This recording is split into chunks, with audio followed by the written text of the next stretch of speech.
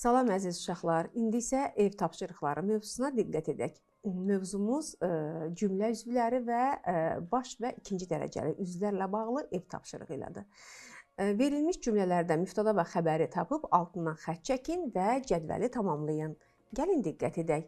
Cümlənin qrammatik əsası mübtəda rolunda işlənən nitq hissələri, bir də xəbər rolunda işlənən nitq hissələri. Cümlədəki sözlər nitq hissəsi ilə ifadə olunursa, bunlar olur sadə cümlə üzvləri. Amma söz birləşməsi ilə ifadə olunacaqsa, bunlar olacaq mürəkkəb cümlə üzvləri, əziz uşaqlar. Diqqət edək. Tədbirdə adam çoxdur. Biz burada diqqət etsək, çoxdur say, adam isə isim. Tədbirdə, harada? Tədbir də isimdir, amma burada zərflik yerində çıxış etmişdir. Bizim sinif təmizdir. Diqqət eləyirik. Sinif isimdir, təmiz sifətdir. Körpə anasına yaxınlaşır sifət, yaxınlaşır feil. Mən irəlidəyəm, mən əvəzlik, irəlidəyəm zərf. Növbəti tapşırığımızda isə uşaqlar cümlələri suallara uyğun ikinci dərəcəli cümlə üzvləri əlavə etməklə genişləndirməliyik. Diqqət. Dostum gəlmişdi. Nə vaxt gəlmişdi? Gəlin ikinci dərəcəli üzvlərlə genişləndirək. Nə vaxt, hara, kimlə? Deməli, dostum dünən bizə bacısı ilə gəlmişdi. Növbəti də hansı, harada 2 mərtəbəli bina qəsəbədə yerləşirdi. Uşaqlar nə vaxt, harada, nə qədər? Uşaqlar dünən məclisdə çox əyləndilər. Hansı, necə?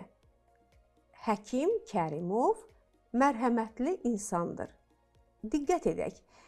Nə vaxt, hara, kim ilə? Deməli, bu suallar ikinci dərəcəli üzvlərə məxsusdur. Nə vaxt, nə zaman zərfliyin sualıdır, hara. Kim ilə? Bu da digər cümlə üzvlərinin sualıdır. Bunların üzərində siz düşünün, bunlar hansı cümlə üzvüdür? Diqqətlə baxın və siz də buna uyğun digər cümlələri qurmağa çalışın. Bacım gəlmişdi, baxırıq. Nəyə, haraya? Bacım xəstələndiyi üçün məktəbə gəlmişdi. Deməli, gəlmişdi kim? Bacım, bunlar cümlənin qrammatik əsasıdır. Amma xəstələndiyi üçün bu artıq səbəb. Haraya, məktəbə, bu isə yer zərfli yerində çıxış etmişdir. Söz birləşməsi ilə ifadə olunan cümlə üzvlərini müəyyən etməliyik. Gəlin diqqət edək.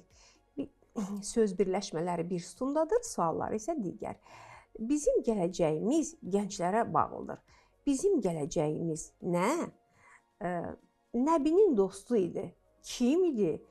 Gələn Nəbinin dostu idi. Deməli, biz ona bir sual ünvanladıq. Dostumla dəniz sahilində gəzdik. Dəniz sahilini gəzdik. Dostumla dəniz sahilini gəzdik. Dəniz sahilini haranı? Zehnimizi açan kitablar oxumalıyıq. Zehnimizi açan necə?